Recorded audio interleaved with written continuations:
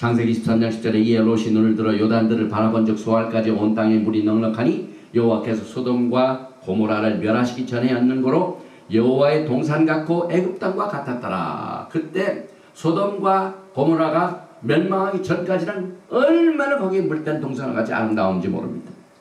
그러므로 롯이 요단돈들을 택하고 동으로 옮기니 그들이 서로 떠나지라. 그래서 아브라함과 롯은 그때 떠났습니다. 그런데 롯이 그 땅을 들어가 가지고 어떻게 됐습니까? 소돔과 고모라에 얼마나 죄가 많습니까? 그런데 롯은 그들과 같이 차별을 두지 않았습니다. 끝까지 이 믿음을 지켜야 되는데, 그 아브라함의 믿음을 끝까지 지켜야 되는데 지키지 않고 그들과 같이 거하다가 멸망을 당할 뻔했습니다. 그래서 소돔과 고모라가 멸망해가지고 동굴에 살면서 그때 아버지를 술치게 하고 롯의 두 딸이 그만 관계를 맺어가지고 그 후예들이 바로 이 모압 사람들입니다. 그래서 창세기 13장 14절 롯이 아브라함을 떠난 후에 여호와께서 아브라함에게 이르시되 너는 눈을 들어 너 있는 곳에서 동서남북을 바라보라. 보이는 땅을 내가 너와 내 자손에게 주리니 영원히 이르리라. 내가 내 자손으로 땅에 티끌 같게 하리니 사람이 땅에 티끌을 능히 셀 수 있을진데 내 자손도 세리라. 창세기는 오늘날 지금 이 시간에도 이스라엘 주변에 북쪽에는 시리아 또 레바논 또 웨스트뱅크 지역의 팔레스타인 지역 사람들이 지금 땅 문제로 골치가 아픈가 땅을 가는 이 같은 문제를 우리가 풀 수 있는 길은 토라밖에 없습니다. 여러분. 이 토라의 배경을 알아야 됩니다. 그래서 창세기는 오늘 우리가 이스라엘, 모압 또 발람이 예언하는 이 내용을 이해하는데 매우 중요한 역할을 하고 있습니다. 이 발락은 오늘 이 본문 말씀 민수기 22장 2절에 시볼의 아들입니다. 발락이 이스라엘이 아모리인에게 행한 모든 일을 보았으므로, 다시 말해 이스라엘이 아모리 사람들을 다 멸망하는 것을 보고 겁이 나가지고 모압이 심히 두려워하였으니 이스라엘 백성의 많음을 인합니다. 모압이 이스라엘 자손의 연고로 번민하여 미디안 장로들에게 이르되 이제 이 무리가 소가 밭에 풀을 뜯어먹은 같이 우리 사면인 것을 다 뜯어먹으리로다 하니 때에 시볼의 아들 발락이 모압 왕이었더라. 그래서 옆에 미디안 장로들과 같이 연합을 해가지고 이스라엘을 대적해야 되겠다 이렇게 생각을 했는데 그 두 나라가 힘을 합해도 이스라엘이 이길 수 없다는 것을 알았습니다. 그래서 모압이 아모리 왕 시온과 바산과 옥을 물리치는 소식 듣고 염려가 돼가지고 그렇게 연합을 해도 그래도 마음이 안 놓습니다. 그래서 그 자신이 이제는 전쟁의 수법을 바꿉니다. 힘으로 싸우기보다는 그 발람이라는 선지자를 돈 주고 사가지고 이스라엘을 저주하게 해야 되겠다.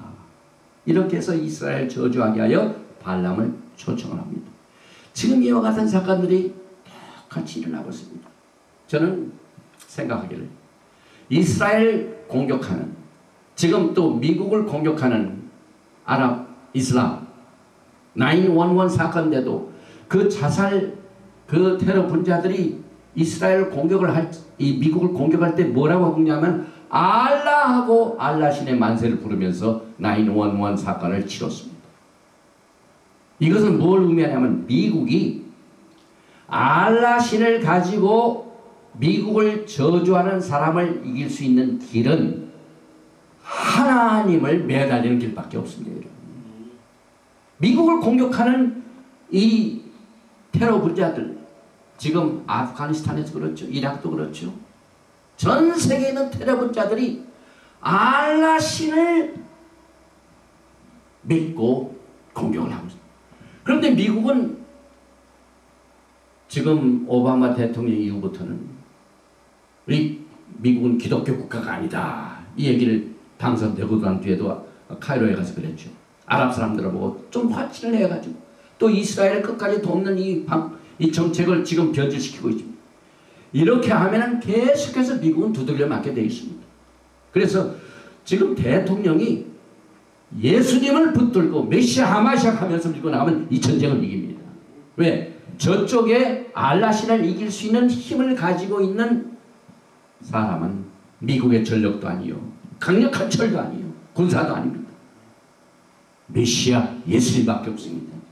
이것을 우리는 오늘 이 토라를 통해 우리가 배우게 됩니다. 그래서 저쪽은 미리 이것을 알고 마법사 부올의 아들 발람을 써서 이스라엘을 대적하는 저주하는 이 방법이 여기에 나오고 있습니다. 그래서 이 발람은 원래가 탐심이 많은 술사였습니다. 지금 시리아의 아람에서 온 이방인 선지자 출신입니다. 그런데 그는 에스더에 나오는 하만과 같은 이스라엘을 저주하는 악하고 타락한 자였으며 원래 창세기 31장에 나오는 라반의 후예입니다. 라반, 외삼촌. 그래서 이스라엘의 하나님에 대한 어느 정도의 실제적인 지식을 소유한 선지자였지만은 그만 탐심으로 돈 받고 발락이 요청하는 그것을 이제 받아들입니다. 그래서 민수기 22장 6절에 우리보다 강하니 청건대 와서 나를 위하여 이 백성을 저주하라. 발락이 발람에게 얘기합니다. 내가 혹 쳐서 이기어 이 땅에서 몰아내리라. 그대가 복을 비는 자는 복을 받고 저주하는 자는 저주를 받을 줄을 내가 알미니라. 이 발락은요, 영적인 그 전략을 좀 압니다. 하나님을 안 믿어서 문제가 되지. 그래서 일단 발람을 데려와 가지고 멀리까지 가 있는 사람을, 이 사자를 보내 가지고 사람을 보내서 데려옵니다. 그래서 이 배경을 보면은 우리가 이 토라의 회복을 통하여 확실히 하는 것은 이스라엘은 이미 하나님이 축복하신 나라입니다. 아무리 저주를 해도 그 저주를 할 수 없는 나라가 이스라엘입니다. 창세기 12장 2절에 내가 너로 큰 민족을 이루고 내게 복을 주어 내 이름을 장대케 하니 너는 복의 근원이 될지라. 너를 축복하는 자에게는 내가 복을 내리고 너를 저주하는 자에게는 내가 저주하니 땅의 모든 족속이 너를 위하여 복을 얻을 것임이라 하신지라. 하나님께서는 이미 아브라함의 언약을 통하여 이스라엘을 이길 자가 없습니다. 여러분, 오늘 이 말씀을 통하여 이것을 우리가 증명을 합니다. 이와 같은 토라의 회복이 없으면요, 지금 교회도 흔들립니다.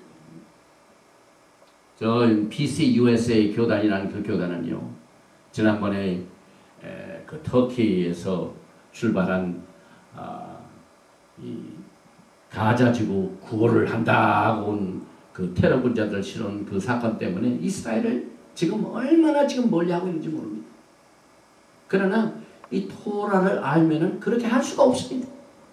결국 발락은 자신에게 저주하는 일을 저지르고 말았습니다. 그래서 민수기 22장 21절에 보니까 발람이 아침에 일어나서 자기 나귀에 안장을 지고 나귀를 타고 갑니다.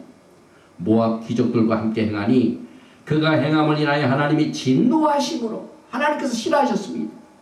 이때 그 가는 길에 여호와의 사자가 그 길을 막으려고 길에 서니라. 발람은 자기 나귀를 타고 그 두 종은 그와 함께 있더니 나귀가 여호와의 사자가 칼을 빼어 손에 들고 길에 선 것을 보고 길에서 떠나 밭으로 들어간지라. 발람이 나귀를 길로 돌이키려고 채찍질하니 여호와의 사자는 포도원 사이 좁은 길에 섰고 좌우에는 담이 있더라. 이거 보세요. 아무리 신령하다고 예언을 잘해가지고 국왕 나라의 왕들이 자기를 초청할 정도로 이렇게 명성이 높은 이 발람도 지금 영적인 눈이 멀었습니다. 이스라엘을 저주하라 그 자체도 눈이 멀었고, 또 가는 길에 하나님께서 막으시게 하여 여호와의 사자가 그 가는 일을 막게 하여 칼을 빼고 지금 있습니다. 그럼에도 불구하고 이 발람은 보지를 못합니다. 그러나 나귀가 여호와의 사자를 보고 몸을 담에 대고 발람의 발을 그 담에 비비어 상하게 하며 발람이 또 채찍질을 합니다. 이 짐승도 보는 그 여호와의 사자를 신령하다는 발람은 지금 보지 못하고 있습니다. 여호와의 사자가 더 나가서 좌우로 피할 데 없는 좁은 곳에 선지라. 이제 결정적으로